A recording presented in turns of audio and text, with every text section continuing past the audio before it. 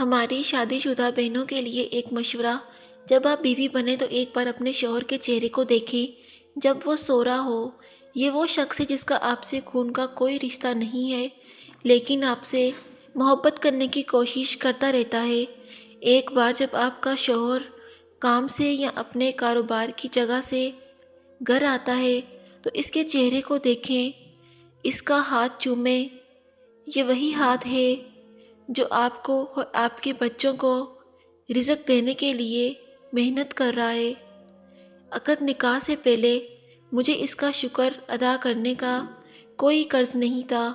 در حقیقت اس پر اپنے والد اور والدہ کا شکر ادا کرنے کا قرض ہے۔ اس نے آپ کو منتخب کیا ہے اس سے پہلے کہ وہ اپنے والدین کا شکر ادا کر سکے۔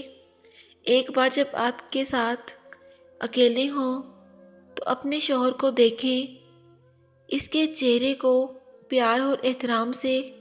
یہ وہ چہرہ ہے جو وہاں جدوجہد کر رہا ہے، یہ وہ چہرہ ہے جو تپتی دھوپ میں جل رہا ہے، یہ وہ چہرہ ہے جو سورج کی تپش کو روکتا ہے اور کبھی کبھی خود کو نظر انداز کرتا ہے، صرف آپ کی اور آپ کے بچوں کی وجہ سے۔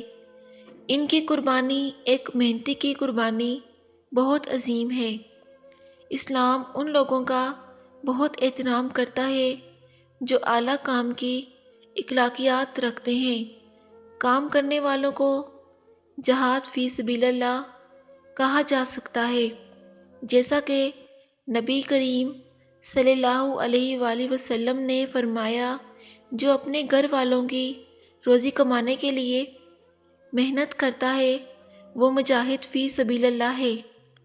روایات احمد کہتے ہیں، رسول اللہ صلی اللہ علیہ وسلم نے یہ بھی فرمایا، جو دوپہر کو اپنے ہاتھوں کے کام سے تھکا ہوا محسوس کرے تو دوپہر کو اس کی مغفرت ہو جاتی ہے۔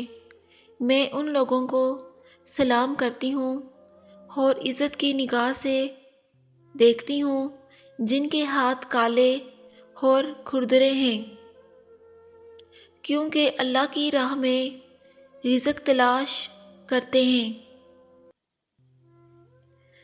اور میں اس شخص کی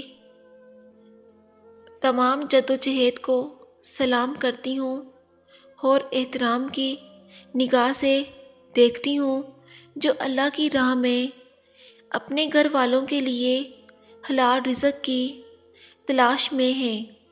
اللہ تعالیٰ آپ کی حفاظت فرمائے اور آپ اہل خانہ کے لیے وہ سب کچھ دے جو آپ چاہتے ہیں۔ شکریہ۔ اللہ حافظ۔